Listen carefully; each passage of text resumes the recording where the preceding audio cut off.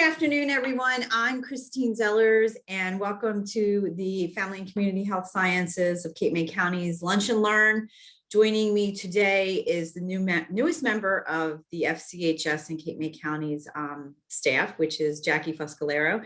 And you'll be seeing more and hearing from her, I'm sure, as you are involved with the programs that we do here at FCHS. And again, always appreciate you joining us. The program always starts at 12:15. So I'm going to get started here. It's about 12:14, but I'm going to get started to make sure we get through all the slides today.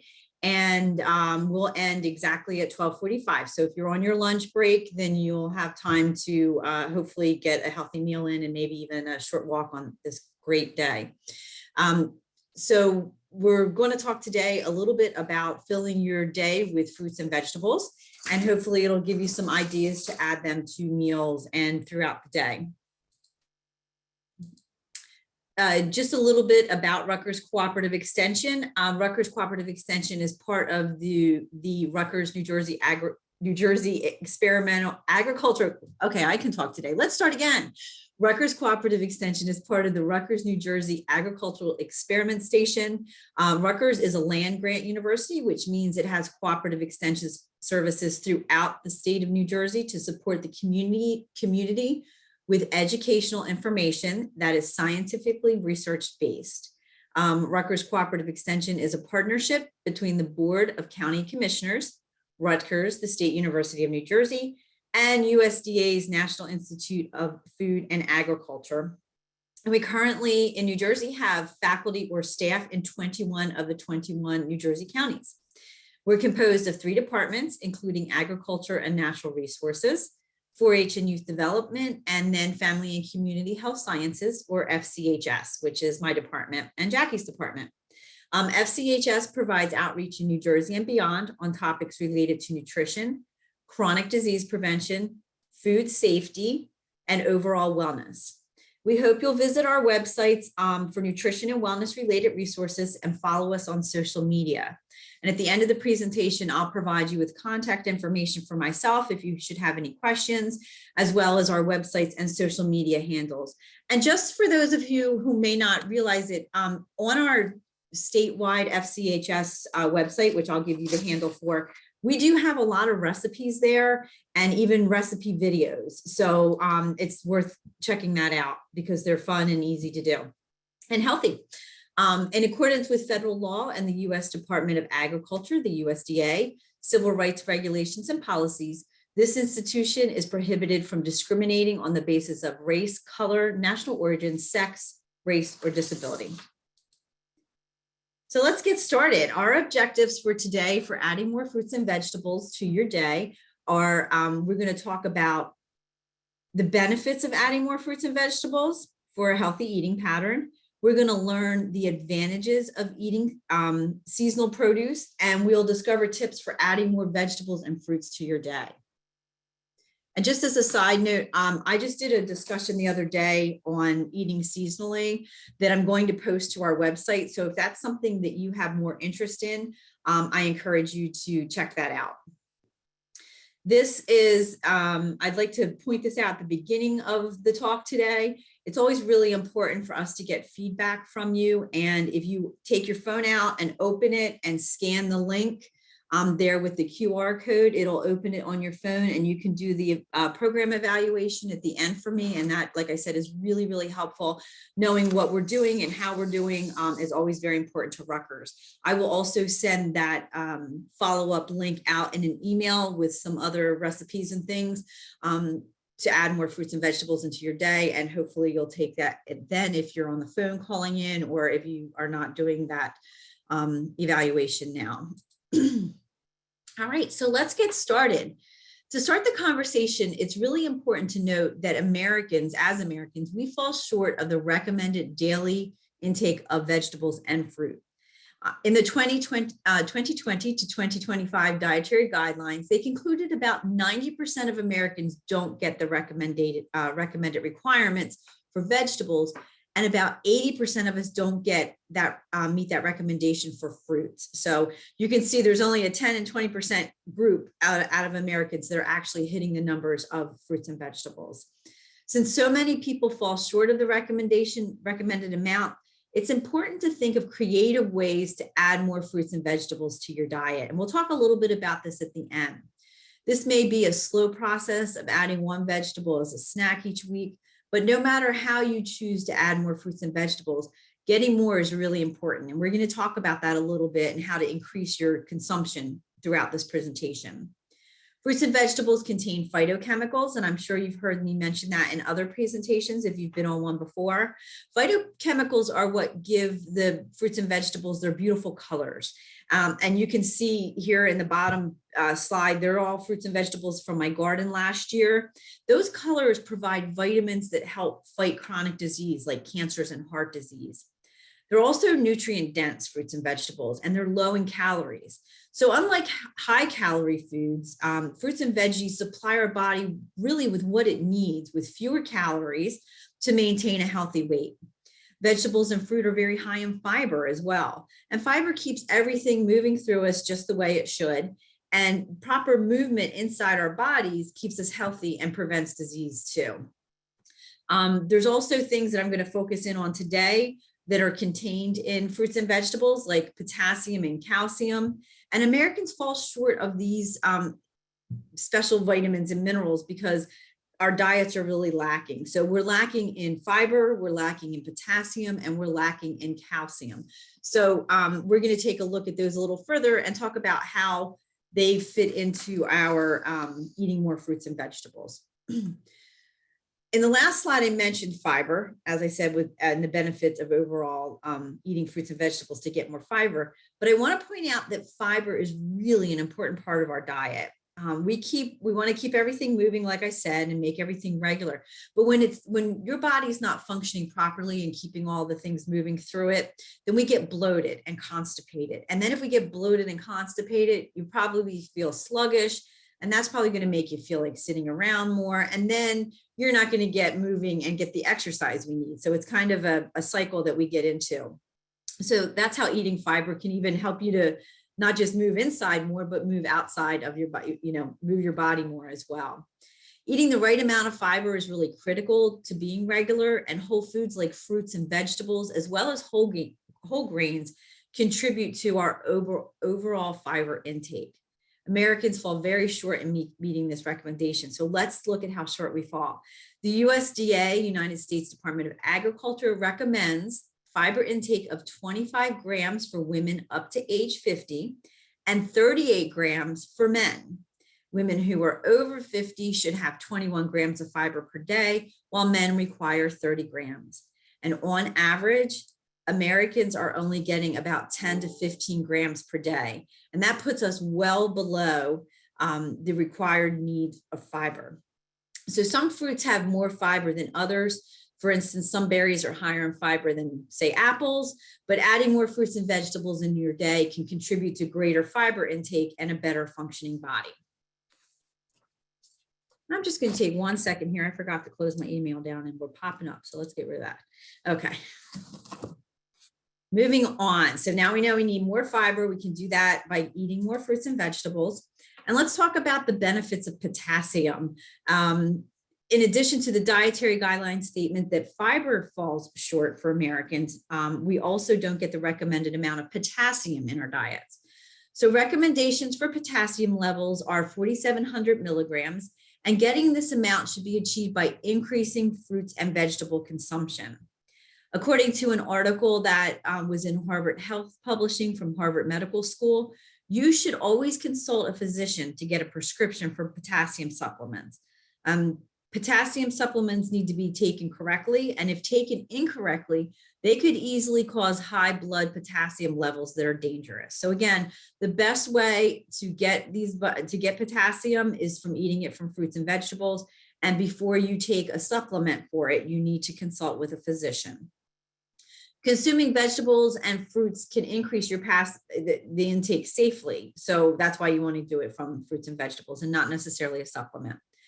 This is true of most supplements, and eating a well-balanced diet reduces the need for supplements because you're getting what you need from that well-balanced diet naturally from the food you consume.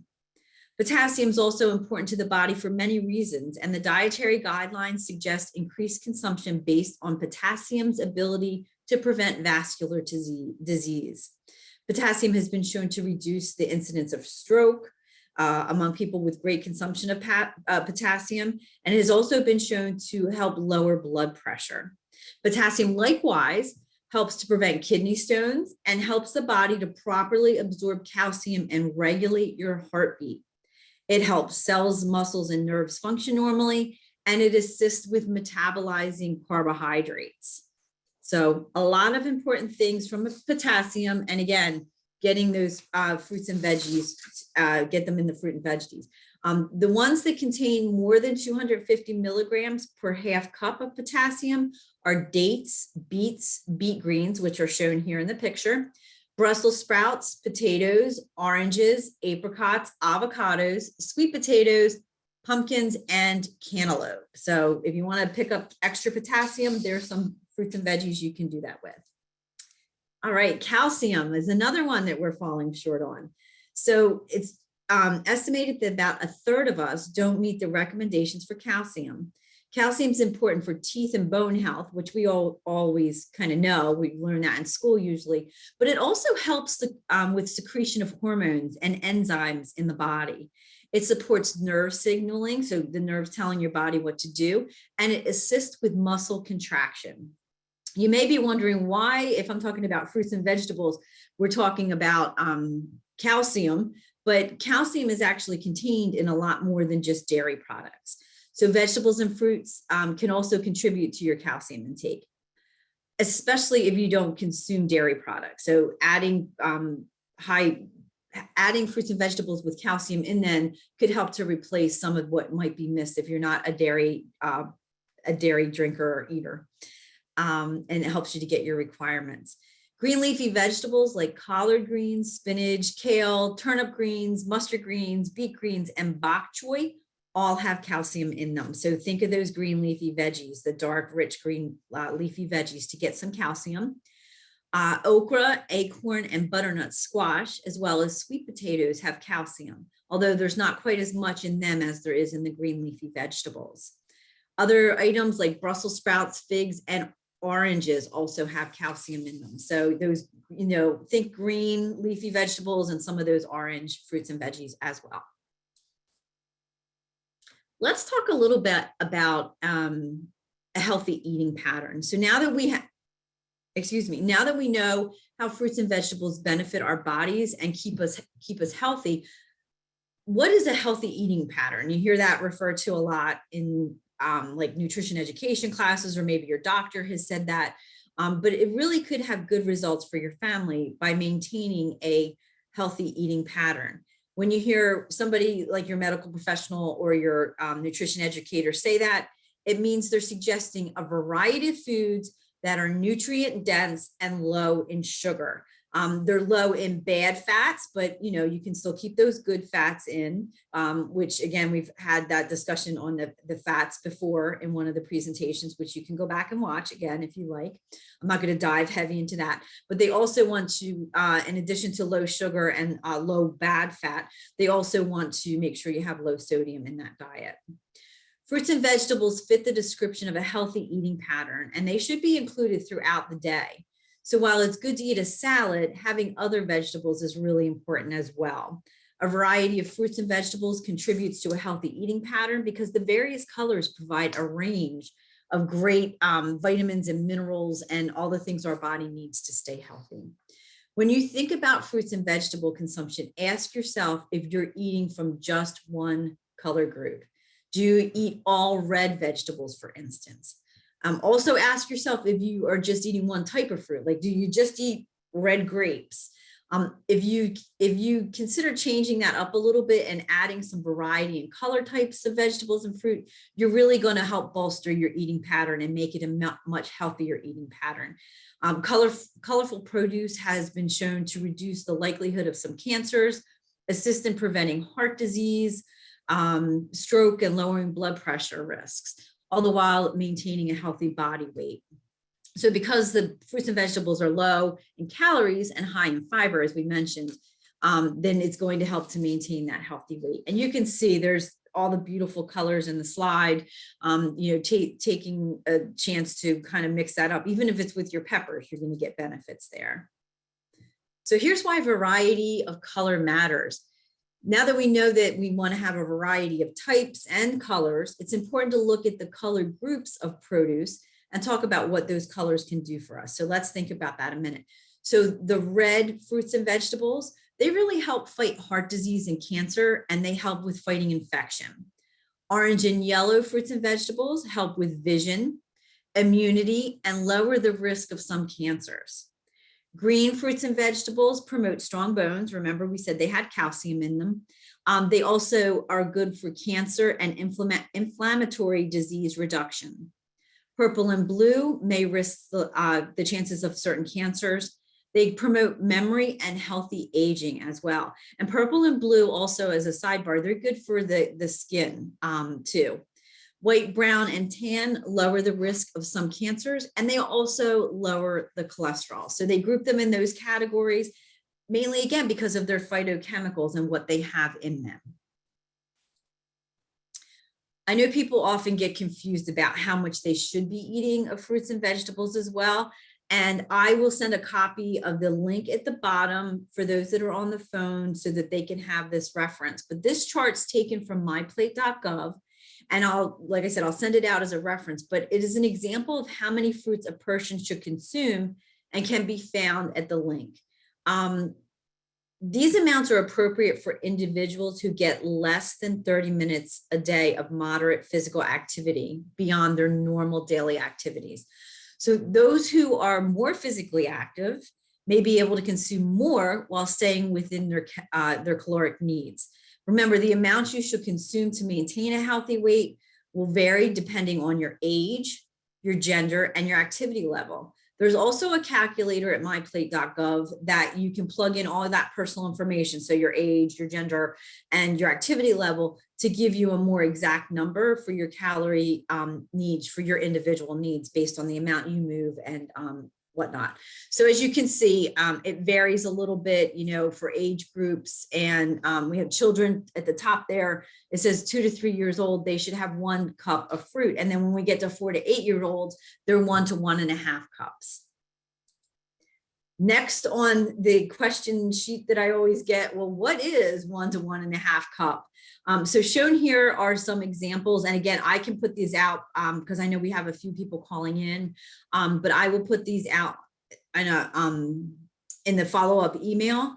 And there are some examples of what would count as a 1 cup serving size of fruit. The MyPlate website will give you more options as well. And this is just a short list of what a 1/2 cup serving is. So note that there's dried fruit on here. You can see it up at the top. And the 1/2 cup is equivalent to a cup serving. I was trying to think of a way to describe this to further exemplify why there's a difference between the dried fruit and the regular fruit. The dried fruit is a smaller portion of fruit. It's about a 1/2 cup serving of raisins, and it's only a small box or 1.5 ounces. Those little boxes that we used to get for trick or treat. So those little small boxes. The drying process shrinks the fruit down considerably. So 1 little box of raisins might be the equivalent to a whole bunch of grapes, like the big bunch that you get at the grocery store. So that's why the dried fruit changes up the amounts and how they're equivalent to things. So I wanted to point that out.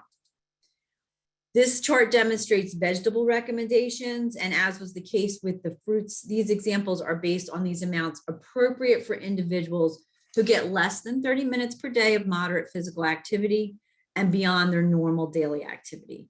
Those who are more physically active, again, will probably be able to consume a little bit more and stay within their calorie needs. And these are some examples of the cup of vegetables. Note on the spinach, 1 cup of cooked equals a 1 cup serving, but 2 cups of raw spinach equals a 1 cup serving. So it gets a little confusing. I understand that. The reason this is that due to how they shrink down, the the spinach. You know, when you cook spinach or saute it with some garlic and olive oil, it gets really tiny. Like I'll take one of those big containers and it'll just be a little tiny bit when I'm done with it. But that's because when it's cooked, it shrinks down. So they're giving you the different measuring size. And then when you're taking it fresh, the fresh spinach, you know, when you stack that in a cup size, it takes up more space because you have the air between it and it's raw. So that's again why there's a little variation there. And I'll share this with everybody, so you have that idea of what to use for yourself at home. I'm flashing up again the evaluation so that if you didn't get a chance to scan that or copy that link down, if you would go and do that evaluation at this point, I'd really, really appreciate it. And like I said before, we really use that information to kind of guide how we develop things and how we're doing. So it's much appreciated if you would fill that out. I did want to put a little bit in about comparing forms of vegetables, because that's another question I get a lot. You know, we want to add more into our day, but how does adding more in look? Is it fresh, frozen, or you know, how are we doing this? So, or canned. So we did a cost comparison and I put it up here. You can figure it out. If you're trying to save money, because sometimes fruits and vegetables are a little cost prohibitive, so you can get the same nutrients, whether it's canned or frozen or fresh. You want to make sure if you're using a canned fruit or vegetable that you're using the low sodium version, or you're rinsing them off before you use them in the canned version. Or if it's a fruit, you want to make sure you're not getting it packed in heavy syrup, because that's going to add sugary calories as well. So that's one difference there. But if you look at this breakdown, you can see, you know, if you want to figure it out yourself, there's the equation column where the price is being divided by the number of servings, which gives you the price per ounce. And this cost is, they're really comparable, but price per pound for canned is the least, as you can see, costly, followed by frozen and then fresh. And it's not a really huge difference. And if you're trying to save money and want to buy frozen or canned, that's fine. Like I said, you can do that. If you're buying canned fruit, make sure you're not in the heavy syrup, like I said, or make sure that you're choosing the low sodium option in the canned. I also wanted to say people always use the excuse that fruits and vegetables are too expensive, so that's why they don't eat them. And to kind of debunk that, if you were to put potato chips into this calculation, they run about 25 cents per serving compared to the 13 cents of green beans. So almost half the price to buy the green beans than the potato chips. So just gotta, you know, throw that in there. So take that reasoning out because it's not always true. All right, so let's talk about adding more fruits and vegetables into your day. This is the important part, because we can know, everybody knows that they're good for us. Everybody knows that they help us. I gave you more examples here, but taking little steps to add fruits and vegetables in your day can really be helpful in supplying your body with nutrients that keeps it healthy. Adding extra vegetables to soup or crock pot meals can boost your intake. So you can see there, in the crock pot meal, they've chalked up the fruits or the vegetables in there, and it's very colorful, and you're going to get a lot of vitamins and minerals there. Topping pizza with vegetables rather than meat is another way that you could, add the veggies rather than the meat on your pizza. Some folks even put fruit on their pizza, like pineapple. So you could do that if you like. Smoothies are another great way to add extra fruits and vegetables, but you want to remember when you puree the produce, so when you put it in the blender to liquefy it, it does remove some of the fiber that we talked about that was so beneficial. So while it's good to get it that way, you also want to try to eat the whole fruit or vegetable when you can, because you're going to have that fiber attached to it. Now, the kids in schools always ask me, is it better to have, can I have apple juice? Well, of course you can have a little bit of apple juice, but if you're looking for the real way to get a good nutrient bang for your buck, eat the apple. The apple has the fiber attached to it, and you're going to get a lot more vitamins and minerals that way. So I always say, try to choose the actual fruit over the juice whenever possible. Adding vegetables like broccoli to a side dish, maybe macaroni and cheese, or even taking a butternut squash and sauteing that up, or baking it in the oven and roasting it, pulling out the pulp and then pureeing it, you can add that to macaroni and cheese, or broccoli to macaroni and cheese. So there are ways to add little tricks in there so you get your fruits and vegetables, but you're still enjoying what you love to eat. Adding things like spinach or carrots to a sauce will boost your intake. I have a friend who will remain nameless that puts spinach in her spaghetti sauce, and her husband always comments on how dark it is, but she puts the spinach in there and then she takes a submersion blender and beats it up so that he can't tell that there's spinach in there. So she's kind of slipping them in there under the radar. Also, carrots is another thing. If you want to sweeten spaghetti sauce, you can put carrots in there, and that'll help to make it a little bit of a sweeter sauce, and you can puree that with a submergent blender as well. I do it all the time and they don't know it's there. Having fruits and vegetables cut up and pre-washed and ready to grab and go can make them easy to take along and keep other less healthy snacks at bay. So if you have things ready to roll, you have a basket or a bowl on the counter, or, on the table where the kids can grab an apple versus, a more sugary snack, then that's going to make them more likely to eat that. And there's actually been studies shown that if it's ready to go, then you're going to take it. If you cut up maybe red peppers or green peppers or a variety of peppers on the weekend and then put them in little baggies, you could take them along to work as a snack with hummus. And that would be an easy way to start adding those fruits and vegetables in.